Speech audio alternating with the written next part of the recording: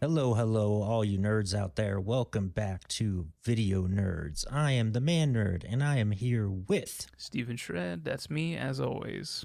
every week, every day. All right, so I forgot to do our thing, man.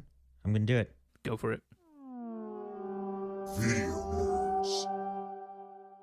All right, today we are going to be going through Season 2 of Jujutsu Kaisen, which is a really cool anime. StephenShred got me into this, like all other animes. But this is the first arc in the season, which is a past arc. It's a prequel. So it kind of shows you some of the main big characters, the past, and why things happened the way they did.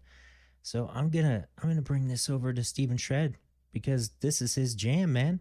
Yeah, man, like we got to see into the past a little bit during the movie Jujutsu Kaisen 0, but that was just like a little before we get the actual like main show. But now we go even further, so we see one of the main characters, the mentor of the three characters that we follow in the show, Satoru Gojo. We see his whole background, like him being a student at Jujutsu High and all that. Man, like the only thing that I didn't like, I wouldn't say I didn't like it, but I guess the only thing that was like a little off to me was that it's a completely different art style. But man, Yeah, they obviously did that on purpose because they switched right back over, like you noticed. yeah, like it was so good. Like being able to see and kind of get the details and the reasonings why like certain things happen. It was just really cool, and I really enjoyed even though it's a super short arc. It's only 5 episodes. I felt like we got so much in those 5 episodes. It felt like a season. It really did. Yeah. Made me excited for the rest of the season, because the rest of the season is still going to be its entire arc. Yeah, it's going to be like, you know, what we've been looking forward to since season 1 ended. So it's going to be like, hell yeah. Yep. All right. Well, jump in here because I'm going to miss stuff, but I'm going to go with a general overview of the show. So basically, in this world, there is cursed energy that's running through humans that seeps out. And then if it accumulates enough, it causes cursed spirits. And these cursed spirits are basically like demon ghosts. Would you call them like demon ghosts? Pretty much. Like they could add up to the equivalent of like, you know, the good old like vengeful spirit kind of deal almost, where they haunt this, they haunt the place, and they can make really bad things happen. Yeah, killing humans, all sorts of crazy stuff. Now, in this world, of course, there is this cursed energy, and there are people that can see these cursed spirits that can use this cursed energy, and they use it with what they call cursed energy techniques. So they can use it in different ways, and that's basically like your general anime power-up type of thing.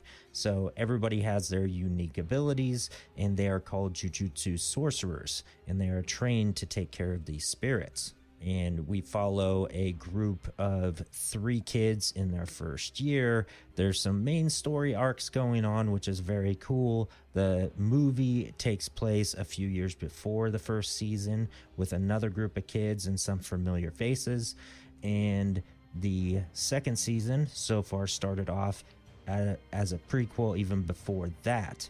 So like StephenShred said, it was the mentor Satoru Gojo, and basically how he gained his immense power and what drove him and his best friend apart and all of that. Okay, did I miss anything? No, very good general overview of the series. All right, now, we've been doing the ratings early. Let's just do the rating early, man. What are you thinking of this first arc? Not gonna lie, man, I am super biased because I love this series. I'm going D20 just because 5 episodes, and it feels like it did more than a lot of other shows have in 5 episodes, you know? Yep, I'm definitely going with you on that one. D20. Yeah, man. Yep. We got comedy, we got wholesome moments, we got huge battle scenes. Like, dude, it literally had everything in 5 episodes. Yeah, that was very good. Very good. Even like huge character development moments. Huge. Yeah, which is ridiculous because usually usually when things happen over like this course, even if it's something that you know is coming, it's just like, nah, I guess that makes sense. But this was just like, damn, this is the moment. Damn. Yep. All right, let's go into it, man. All right. You know what we're doing. Yep. Spoiler alert. Spoiler alert. All right, man. What's your favorite part of the storyline in this arc? And I gotta go with Gojo leveling up and just going full force, awakening his limitless after the losing to Toji the first time. Like, man, that just becoming like the most powerful sorcerer. He basically ever. just becomes a god. Yeah.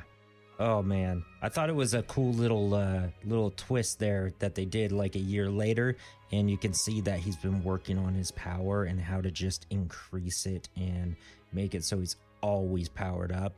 I thought that was super cool. Yeah, it gives us like a cool little like from like the first episode where he talks about his power and he talks about the things that he wants to try, to then we see like the steps in it, because it's like when somebody has such an overpowered ability, it's kind of like I don't usually like the going from zero to God thing. So it's like seeing like the little kind of steps, because he was already destined to be this powerful because of who he is. So it's like seeing the little steps that he takes to fully become like God status. It was like pretty cool, and it like made more sense, you know? Yeah, and learning how to use that power, because there's a lot of, you know, animes or even just cartoons, movies that kind of brush over that, and the main character just automatically knows how to use it. Yeah, it's a huge problem with a lot of superhero stuff, you know? Yep. They jump into it and immediately they know how to do it. They have that like one moment of weakness, and then all of a sudden they're the most powerful being that's ever lived, you know? And it's just like, Gojo is that, but he knows there's things that he could work on, and he's like, I'm just trying to figure out how to get this to work. And then he's like, you know, I had this idea that if I can do this and this and that could allow me to do this. So it's like he's figuring things out. It's not like, oh, my limitless ability I inherited, yeah, like I'm good. Yep. Yeah, that is very cool.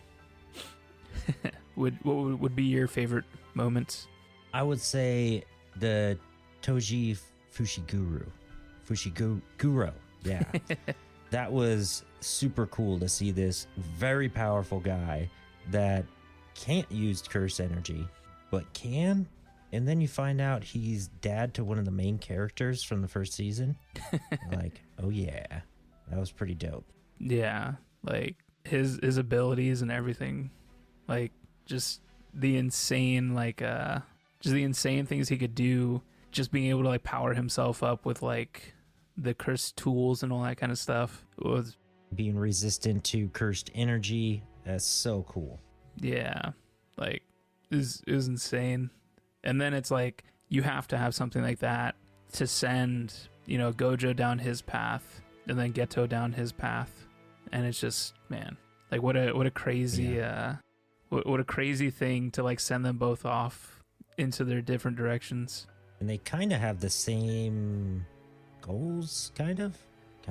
Yeah, in a sense. It's like that whole thing of like, you know, the different reactions to the same circumstance turn us into different people, and we literally see that. We see Gojo becoming the ultimate like kind of like caretaker mentor kind of deal, and he wants to protect enforcer. Yeah, he just wants to protect everyone and, you know, bring peace and all this stuff.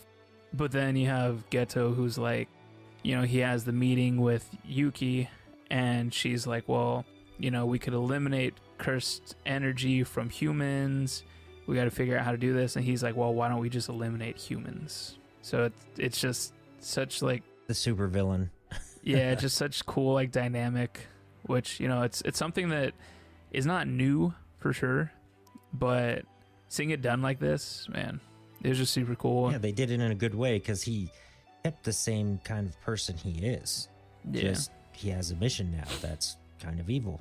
Yeah, and he's like a interesting character because it doesn't seem like he has ill will towards like Gojo or any of the other jujutsu sorcerers, but it's kind of like, well, if you're in my way, I need to take care of you. Mm-hmm. So it's like it's always interesting to see that. It's like I have a goal in mind, you know, I'm fine with you, but if you get in my way, now we have a problem. And it's just and then knowing that they have that history and now not only being told about it but being shown, it just makes everything more impactful. Yeah, one thing that threw me off about Geto was, is it Geto? Geto? Probably. I'm no expert. Suguru. Okay, Mhm. what threw me off of Suguru was his power and how it seems like almost exactly like Megumi's power. Yeah. But the absorption, everything. yeah, that's kind of crazy. That's kind of nuts. You know, I thought that he might be the dad, but no, it ended up being Toji. Yeah. The like the cool moments in this like arc were just so good, man. Like getting everything into context, seeing everybody's like power a little more in depth. Like, man, so many cool things. All right, do you have a favorite moment that didn't have to do with the action though? Favorite moment without the action? Yeah. Does it count when, what was her name? Was it Raiko? Yeah. Yeah, when Raiko got killed. Does that count? That was I kind of guess. action. Yeah, just like super hardcore, heartbreaking. That was moment. like, that was a turn, Yeah. a total turn. Yeah, I'd say that on the, you know, sad aspect, and then the goofy fun aspect would probably be the beach scene. Where Gojo is just being a goofball. They're playing I with the thought that sea was awesome. cucumber. Yep. And I think I got to go with Gojo going into the school and the teacher giving him her number. Oh yeah, that's great. That was one. He has that effect on people. Yeah, all the girls are trying to give Gojo his number or their numbers, and the teacher's like, "Calm down, get away from him, don't talk to him." And the teacher just walks up, and he's like, "Here's my number." They're like, "No fair," and she's like, "I don't get to go out a lot, okay?" Yeah, that was so great. Just so dumb. It's so dumb. It's so dumb, but so great. They've done that like multiple times now. What are you most excited for this season? Even though we don't know where it's going now because we're back in the present, what are you excited for? I'm excited to get back to the main story and see, like, because now we get everything in context a little more. So it's like going from the past in the movie where we get to see the upperclassmen and Gojo still being a mentor. Now we see Gojo as a student himself, and everything's kind of starting to come together as far as like what Gojo's been through and why he is the way he is, and seeing maybe some of the lessons that he learned and some of the things that he's had to deal with, and applying that to Yuji now that Yuji is Sukuna's vessel and everything. Yeah. Like, because Yuji is just going to keep getting more and more powerful, especially the more way fingers he powerful. eats, which I'm sure they're going to have quite a few in this next arc. So I'm really excited to see how that goes, because the idea of Gojo being able to harness Limitless like this and then having to deal with the whole best friend turn, like, I want to see more of the mentoring side for Yuji and I'm sure Megumi as well, and then Nobara, like, she's there too, but I feel like he doesn't have as much of a mentor role into her specifically. Yeah, He's just tagging along. yeah, that, and then I could always go for some more Toto. Oh, Toto's awesome. Yeah, just a super One of powerful the best character. lines. Yeah, super powerful character who all he cares about is his J-pop star and what kind of women you're into. Yeah. What are you looking forward to? I gotta say, Geto, I want to see how he overpowers Gojo, because you know that's what he's working for. Yeah, definitely a possibility. there's got to be something that neutralizes him or something he can't get past. It's gonna happen, and it's gonna surprise us. I can't wait for that. You know what? I'm wondering if it's gonna be a thing. What's that? So, Geto's whole power, he absorbs cursed spirits. Mm-hmm. Now that we are introduced to Yuta from, Jujutsu Kaisen 0, his whole thing is he has a special grade cursed spirit with Rika as his protector. And that's like his power. She could replicate any kind of curse technique for him. Will we see Geto absorb Rika? And maybe that's how he becomes all powerful over Gojo? No, that's a good point. I was thinking about that because, he keeps accumulating power like that. And I was like wondering in the movie, I was like, is it possible for him to absorb Rika like that? Which, if I remember correctly, he wanted to. So maybe we actually see it happen now. Yeah. You know what? What if we get Megumi and Geto fighting and they find out that they can absorb the spirits from each other? Might be cool. Might be cool. All right. Well, that's the end of this one, man. Yep. I can't wait for the rest of the season. It's nice to kind of get in here and talk about it, not knowing what's going to happen. Super cool. Yeah, I definitely like that a lot more than a lot of the manga people trying to spoil things and talk about how the manga is so much better all the time. I like the surprise, man. That's why I was always a fan of like the MCU movies not doing what the comic books did, because then it's like, why would I want to watch something if I already know what's going to happen? Yeah, and it's all about interpretation. Sometimes they're bad, sometimes they're good, but anime seems to be pretty good when it comes to manga. Yeah, and then even like Bleach apparently is going a little off script with their ending because apparently everyone hated the ending to Bleach. So it's cool to see them. Yep. Just doing their thing. Just don't go Game of Thrones, man. Don't go Game of Thrones. Oh man, don't go The Witcher. Yeah.